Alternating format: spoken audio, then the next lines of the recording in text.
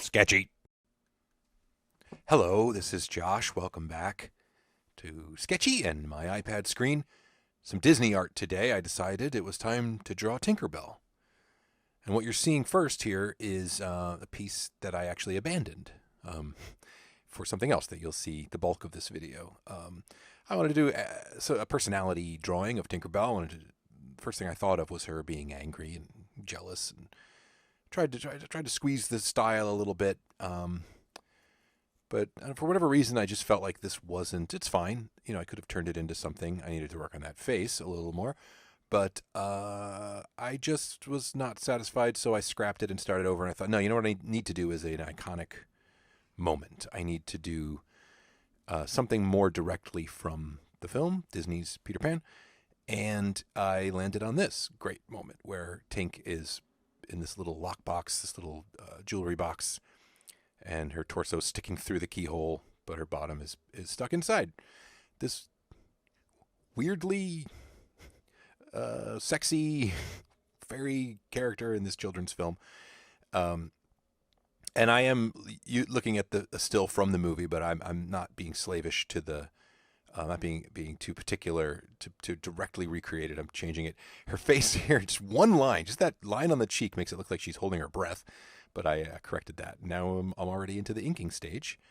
And at this point here, I'm actually using the same brush I drew with, but thicker, and with my color. The color that I use, by the way, for lines, it has the appearance of being just a black line, but it's actually a very dark brown on the gray side. But if you put it next to black, you'd see how it's actually quite light, and it just gives a slight, almost subconscious softness to my drawings that I think makes them a little easier on the eyes, and contributes to the overall feeling that I like. I like my drawings to be soft.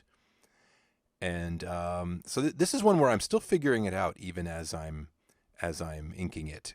Usually you try to make all these decisions in the rough sketch, at least in terms of layout and where things go.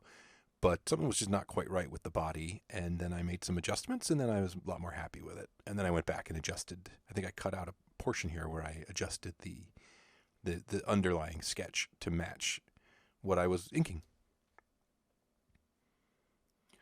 So this is, I'm here standing on the shoulders of the amazing animators of Disney, and I'm just making a kind of a tossed off piece of fan art. But I think I managed to capture something of the attitude and the feeling. I think this one in particular really comes to life with the color and the texture.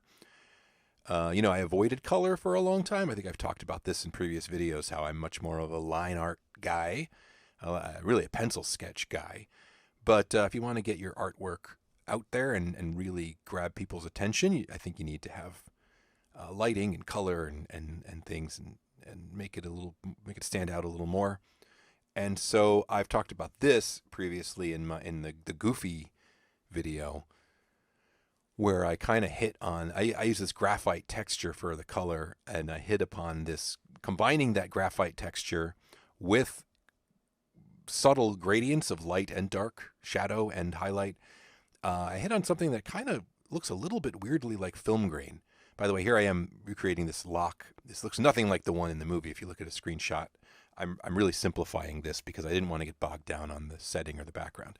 So I came up with something very rudimentary, just using shape tools. If you draw a rough circle in Procreate and then press your finger on the canvas, it'll snap it either to a perfect circle or to an ellipse of some kind. But yeah, you'll see as I proceed to color this in, how I really think I've approximated the look of classic film grain. I'm drawing on different layers, by the way, which makes it easier to go in and erase those lines from the keyhole. But here, this is I get kind of obsessed with details and polish more than I would like. I think when I set out to draw, I think it's going to just be rough and sketchy. And if I'm doing a portrait or something that's completely within my style, I think I like to leave things a little looser and sketchier. But I've found that when I do animation art, especially this Disney or Don Bluth, this animated film art, there's just something that makes me compulsively want to polish it up a little more, not leave it shaggy, despite what I've said in the past about liking that shaggy pencil line Xerox look of Disney. That's not what kind of film this is anyway. You know, Peter Pan is one of those classic hand-painted, hand-inked films where there's a certain degree of perfection in each still image. So that's kind of the, I'm not overdoing it on the background. I'm not painting in the background, just filling everything in with color. But then I'm going to get to a level of stage here of highlights and shadows, which are very simple. I'm not going in and painting in, shadows along the contours of the character or the background. I'm literally coloring everything in solid, erasing the stuff I don't need, which, there's a lot of stages here. I make a lot of work for myself, but it's just I've tried to explain before, and I know I'm not good at it, why I need to do this to maintain the texture. Of course, I could use modern tools. I could drag and drop and just fill with a solid color, but you can't fill with a textured color, at least not in Procreate that I'm aware of. So I have to make these broad brush strokes and then just erase the unnecessary color. And then once I've done that, it looks fine. But in this case, I would say this is a middling, acceptable drawing right here. It's fine. But I almost forgot the wings. I really forgot about the wings until I was at this stage. Add in the wings, but then it's going to be the pixie dust, which is specific to Tinkerbell's picture, of course, and then the highlights and shadows. Boy, but those wings alone just add so much to the picture. The kind of glowing, transparent mode of the wings. And looking at it now, I really should have left some of that on her face. It looks really good. But that's not overall what I'm doing in this picture. I do shading. I do full shading sometimes, but not here. I'm recreating the flat animation look. But now the pixie dust, and it looks fine. It looks good enough. But then you'll see very quickly here as we come to the end that airbrushing of the highlights and the shadows does a lot.